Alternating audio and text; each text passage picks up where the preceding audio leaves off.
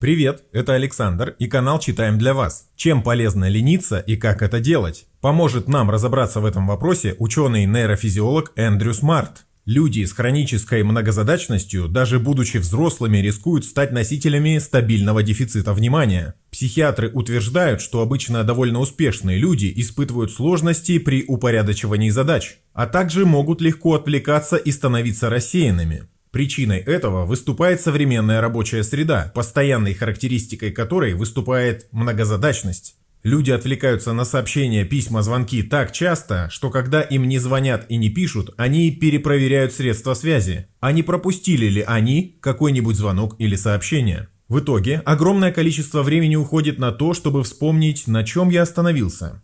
Выход прост. Нужно по возможности избавить себя от многозадачности. Если же такой возможности нет, то нужно выполнять задачи в определенной последовательности, при выполнении фокусируясь на одной единственной. Когда мы работаем и когда мы бездельничаем, мозг работает на 100%.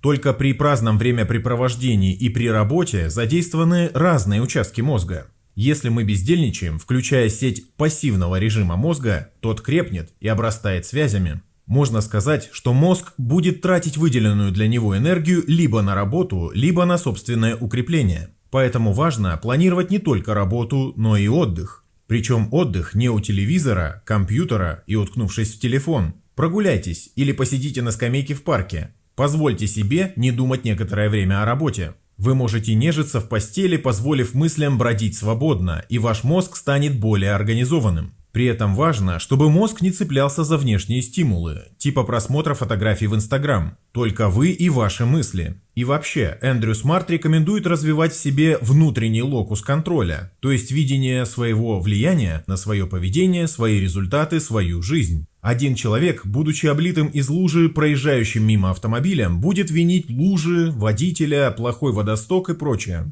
Другой увидит, что сам подошел к луже у дороги, где быстро ездит машина, сделает выводы и больше в такую ситуацию не попадет. Первый, обвиняющий внешние обстоятельства, обладатель внешнего локуса контроля. Второй, видящий свое влияние на ситуацию, обладатель внутреннего локуса контроля. И чем сильнее выражен внутренний локус контроля, тем менее человек склонен к депрессиям и тревожности. Чем меньше наша зависимость от внешних стимулов, тем больше вероятность развить в себе локус внутреннего контроля. И еще немного о депрессии и стрессе. Отделы мозга, включающиеся при пассивном режиме, тесно связаны с регуляцией вариативности сердечных ритмов. Правильный отдых играет важную роль в снижении стресса и сердечных нагрузок. Когда вы отдыхаете, ваша вегетативная нервная система находит стабильную и гибкую динамику. В этом смысле стресс влияет на сердце противоположным образом, заставляя быть его постоянно настороже. Важно давать мозгу достаточно энергии.